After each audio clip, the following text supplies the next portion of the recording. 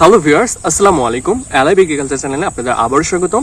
এই ভিডিওতে আমি আপনাদের ডাল জাতীয় এক ধরনের ক্রপ আপনাদের সামনে তুলে ধরবো, যে ডালটি আপনারা প্রতিনিয়ত বিভিন্ন ধরনের প্রসেসিং ফুড হিসেবে আপনারা খেয়ে থাকেন। বিশেষ করে যারা ছোট বাচ্চা থেকে শুরু করে বড় মানুষ দোকানে যখন যায় ডাল ভাজা আপনারা খেতে যান, তো সেই ডাল ভাজা হিসেবে যে ডালটি আপনারা খেয়ে থাকেন সেটা হচ্ছে মুগ ডাল। এবং এই মুগ ডাল নিয়েই আজকের ভিডিও। শুধু মুগ ডাল শুধুমাত্র ডাল হিসেবেই না, এটা আমরা বিভিন্ন ধরনের তরকারি হিসেবে, বিশেষ করে মুড়ি ঘন্ট, তাছাড়া বিশেষ খাসির মাথা দিয়ে ডাল রান্না থেকে শুরু করে এটি বিভিন্ন ধরনের প্রসেসিং ফুড থেকে শুরু করে সকল ধরনের খাদ্য তালিকায় কিন্তু আমরা এই ডাল খেয়ে থাকি। তাছাড়া এই মুগ ডালের যেটা আমরা হচ্ছে পাতলা ডাল হিসেবে খেয়ে থাকি, তো সেটা খেলে আমাদের শরীরের জন্যও ভালো। বিশেষ করে পটাশিয়াম মিনারেল সমৃদ্ধ এবং আমাদের দেহ ঠান্ডা রাখার ক্ষেত্রে এই ডালটা খুবই গুরুত্বপূর্ণ ভূমিকা পালন করে। আমার পেছনে যে জমিটি দেখতে পাচ্ছেন এটা হচ্ছে একটা মুগ ডালের জমি। এবং এই মুগ ডালটা কিভাবে রোপণ করবেন, কখন রোপণ করবেন, কি ধরনের জমিতে হয় এবং কোন প্রসেসে হারভেস্ট করবেন, সম্পূর্ণরূপে আমি এই ভিডিওতে তুলে ধরবো। সবাই ভিডিওটি দেখতে আমার সঙ্গেই থাকুন। সবাই ভালো থাকবেন, সুস্থ থাকবেন। ধন্যবাদ সবাইকে।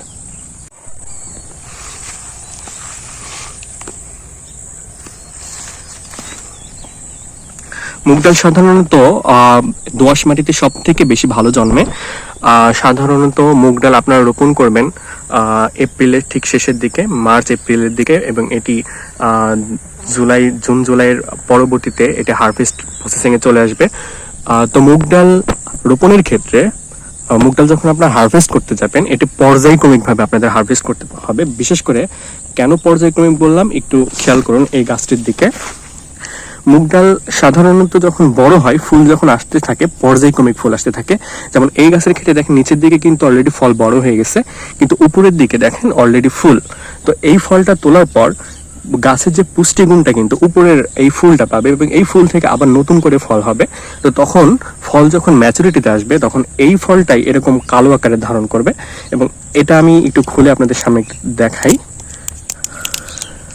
দেখুন এখানে দেখুন অনেকটা গ্রিনিশ টাইপের এক ধরনের ফল। তো এটা যখন রোদে শুকিয়ে আপনারা বিভিন্ন ধরনের প্রসেসিং ফুড হিসেবে খেতে পারবেন, এবং বাজারেও এটি বহুল পরিমাণে চাহিদা। শরীরের জন্য উপকারী এই ডালটি প্রচুর পরিমাণে প্রোটিন সমৃদ্ধ, ভিটামিন এবং মিনারেল সমৃদ্ধ। তাছাড়া আমাদের হৃদরোগের ঝুঁকিও কমায়, ডায়াবেটিস রোগীদের জন্য যা খুবই উপকারী।